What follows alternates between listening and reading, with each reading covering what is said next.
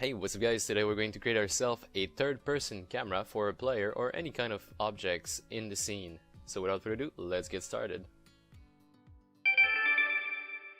Okay, so we have a camera here that has a main camera tag on top of it, and then we are going to create ourselves a new script. I'm going to call this one a third-person camera script. Of course, you can call it whatever you want. And then let's open it up in the editor. Now inside of there, the first thing I'll do is I'll start by wiping pretty much everything, so we have a clean script. And then after that, I'll declare myself some fields. The first one is going to be a public transform look at. So this is the transform that the camera is going to be looking at. And after that, the public transform cam transform. This is going to be the transform of the camera, and then after that I'll declare myself a private camera cam. Okay, now we need some fields for later on, so we can calculate the distance and pretty much just the position of the camera. So let's go ahead and declare ourselves some floats. So the first one is going to be a private float distance, and I'll set it at 10 for now. This is the distance in between the player and the camera. After that, we'll declare ourselves a current x is equal to 0, and also a, oh my bad, forgot to float. So private float current x and private float current c or y, they're going to be used to calculate the position. And then after that, private float sensitivity x is equal to, say, something like 4, and private float sensitivity y, which is going to be equal 1 for now. Okay, now let's go ahead and set those fields in our start. Let's go ahead and create ourselves a private void start, and in here we'll start by assigning the transform of the camera. So since the script is going to be on top of our camera object, we're simply going to say cam transform is equal to transform. Now after that, we can say cam is equal to camera dot main, and this is going to get the, well, it says it right here. It is going to get the first enable camera tagged as main camera. So our camera in our scene over here is tagged as a main camera, so it's going to get this one. So now we have a reference to that. What else do we need? And now we need a reference for a look at object. But since I might switch it around a little bit later on, say during the scene I want to be looking at the player, and then in the middle switch to look at an object or something of the sort. So since it might change, what we'll do is we will be assigning it directly here in the inspector. So I want to be looking at my player. So what I'll do is drag and drop my player right on top of the look at field, just like this. And now as for the cam transform, it's going to be assigned at the beginning of the script here in the start. Okay, so now what we need to do is actually calculate the position of our camera. So we'll do a private void late update, and the reason we're doing a late update is because, say we want to be moving our player, then this is going to happen in the update. After the movement of the player is done, then we can calculate the position of the camera, because they're codependent. So if the player moves, the camera should be moving as well. So in the late update, we'll start by declaring ourselves a vector3 direction that is going to be equal to vector3, actually a new vector3, 0, 0, and minus distance. Now with this, we can be doing, actually we're going to declare ourselves a quaternion first. So quaternion rotation is going to equal quaternion dot Euler. Now you do current y first, then current x, then 0.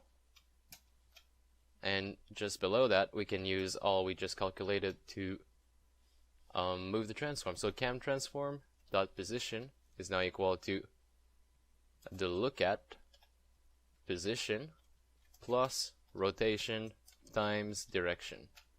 So basically what happens here is that we put the camera on top of the player, then we apply the rotation and times the direction. It's a little bit difficult to explain like that, but basically we just put the camera in the center Then we got the angle at which the player is looking at, and we threw the camera behind that angle, so minus distance. Okay, so with that in mind now, let's go just see in game if it seems to work. Press play. And as you can see, we are in fact behind the player, so it is working. Now we want to be able to move with the camera, so we need some way to input that. So we'll go ahead and say private void update. And in here we need to affect the current X and current Y value. So what we'll do is say current X is plus equal to, say, input.get. I'll do get axis actually. And now we'll go see what we have in the get axis for us. So edit, project settings, input, and mouse scroll wheel. So I'll be using this one. Actually, not the mouse scroll wheel, but the mouse X. So I'll be using mouse X. So current X plus equal get axis mouse X. And then after that we'll do current Y plus equal get axis mouse Y. Okay. Let's try this out in game. Press play. Now as I move my mouse around, you can see that I'm orbiting the player. If we put the two scenes just like that, I am literally moving around the player, if you can see on the right. And that's the movement we want, and also up and down just like this. But we also want our camera to be facing the player, which it is not right now. So what we'll do is we'll go back here in the late update, and just below our position update, we'll do a cam transform dot look at, and then we send our look at dot position, and yeah, that's pretty much it. Okay, so now we just fixed the rotation issue. Let's go see again what we have. What's the next issue? Okay, so we're moving around. I can move my player too. Oh, okay, so this is a bug here. We can do a full loop around the player, and we don't want to be able to be doing that in the game, so we'll go ahead and fix that as well. In order to fix this bug, we need to clamp our angle. Okay, so to clamp our angle, what we'll do is we'll declare ourselves two constants, so private const float y angle minimum, and so I'll put it at 0 for now, and then a private const float y angle max, and I'll put that at something, say like 50.